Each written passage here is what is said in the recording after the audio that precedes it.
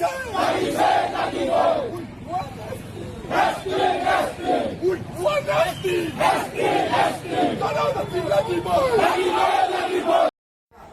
खुलुमबाय नोंथांमोनखौ गोदान मोनसे भिडिअ बयखौ बरायबाय थ' नोंथांमोना मिथिगौ जानांगौ रिसेन्टलि माने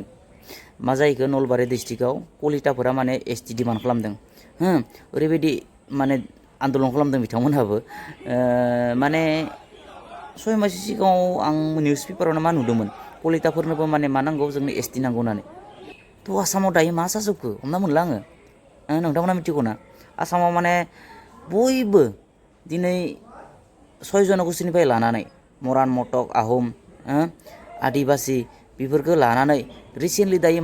मा जालायखो कलिताफोराबो दिनै आन्दलन खालामबाय एसटि नांगौ बिथांमोननोबो थ' गाबोन समफोर दिनै बामुनफोराबो शर्माफोराबो बिनोसै जोंनोबो एसटि नांगौ मुस्लिमफोराबो बिनोसै नङा होमबा मा जाजोबखो आसामा माने आसामनि मानसिफोरा जोंनि जिथु 10% रिजार्भेसन जोङो आसामाव मात्र माने 14टा जाति जनगोष्ठी मिलायनानै जोङो ट्राइबेलफोरनि मादाव जोङो 10% मोनो अनलि 10% बर'आ आन्था मोना माने बर' हारसिं मोना जोङो बर' हारसिं 10% मोननायबा बेलेग खुरांमोन बेलेग बाथ्रामोन खिन्थु दिनैनि तारिखाव जोङो 14टा जाति जनगोष्ठीफोरखौ लानानैसो जों माने बै 10% रिजार्भेसनखौ मोनो जोङो मिसिं हारिया सबसे माने सैतानसिन जोंनिख्रुइ माने गोरोंसिन लेखा फरायाव मिसिंफोरा बिराद जोंनिफ्राय एडभान्स जोङो मिसिंफोरजों दिनैनि तारिखाव कम्पिट खालामनो गोनां जायो जिखुनु एग्जाम जा लाइक एपिएससि जा जोंनि आसाम सरकारनि जेमानजि माने साख्रि बाख्रिनि आनजाद जोङो मा खालामनो गोनां जायो जोङो मिसिंफोरजों कम्पिट खालामनो गोनां जायो कम्पिटिसन जायो जोङो माने इसोर बहुत लेखा फरायाव बहुत गोरों जोंनिख्रुइ आरो एडभान्ससिन दा नोंथांमोना नुनो मोनगोन एपिएससिनि जिथु सिभिल सार्भिसनि एग्जामिनेसन बेयाव एसिएस बिथांमोना बोसोरफ्रोमबो बहुत लायो इसोरो बहुत ओंखारो मिसिंफोरनिफ्राय खिन्थु जोंनिफ्राय बबेबा समाव मोनानो एसिएस एपिएस मोनानो थ' मिसिंफोरा जोंनिख्रुइ माने एसे एडभान्स दा जायखिजाया जाहैबाय बाथ्राया जोङो 10%ल' मोनो आसामाव सेन्ट्रेलाव 7.5% मोनो सेन्ट्रेलाव जों नायोबा जों मिना राजस्थाननि जिथु मिना जाति बे मिनाफोरा बिराद गोरोंसिन खुब माने इसोर जनसंख्या हिसाबै माने सुबुं सानखोआ बिसोरना खम खिन्थु इसोरो बोसोरफ्रोमबो मा जायो नोंथांमोना नायबानो जाबाय इउपिएससिनि जिथु माने जिथु आइएस आरो आइपिएसनि जिथु लिस्ट बैयाव नोंथांमोना नायबानो जाबाय बोसोरफ्रोमबो मिना मोनखागोन बिसोरो आइएस आइपिएस माने नुगोनसो नुखागोन थारमाने ओरैबायदि डेन्जार इसोरो थारमाने दा सेन्ट्रेलाव जोङो 7.5% मोनो आसामाव जोङो 10% मोनो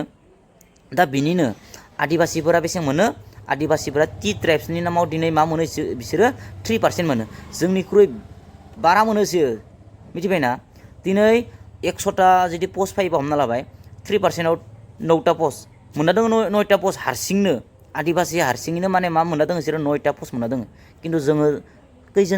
खैटाजों 14टाजों दिनै 10टाल' मोनो बिनिनो दा मा जाखो 10%खौ बयबो नोजोर मिथिबायना जों बर'फोराल' लादो होननाय बायदि जोंथ' लायाखै 10%खौ नङा होमबा दा बेखौनो माने बयबो नोजोर होगासिनो 6टा जनगोष्ठीयाबो माने नोजोर होदों 10%खौ दिनै कलितायाबो नोजोर होदों माने जेरैखि जाया गादबना दोननांगौ ट्राइबेलफोरखौ बा बर'फोरखौ गादबना दोननांगौ नङा होमबा बिसोरनि जेमान जि रिजार्भेसन जाजोबनांगौ नङा होमबा जों लाजोबनांगौ साख्रि बाख्रि इडुकेसन जेनेबा सोलोंथाइ बिथिङाव जा सब माने राजनितिक बिथिङावनो सबावबो माने मा खालामनांगौ बर'फोरखौ गादबना दोननांगौ बास आरो जोंल' लायाखै नङा ने जोंथ' लायाखै 10%खौ जों बर' आन्था लायाखै बर' हारसिङै लायाखै जोंखौ माने इमान माने टारगेट खालामनो मानो दरकार दिनै दाख्लै जेनेबा 6 जनगोष्ठीया बिराद आन्दलन खालामबाय नै आरो रिसेन्टलि मा खालामगोन दा कलिताया खालामगोन गाबोन समफोरबो जायलायलायसिगोन बिसोरनो होनाय लोगो लोगो बामुन खर्माफोराबो सहरियाफोराबो मा खालामगोन गाबोन समफोर एसटि बिगोन बिसोरनो जुदि होयोबा बिसोरनो होनो हायो जोंनो मानो होनो हाया होननानै जाहैगोन थ' बहुत डेन्जार जाबाय दे आसामा खिन्थु बहुत माने 10%खौ बिराद नोजोर होगासिनो थ' जों बयबो खौसेथि जानानै आन्दलन खालामगोन दा आन्दलन दोङोनो 29 तारिखना मा बयबो थांबानो जाबाय दे।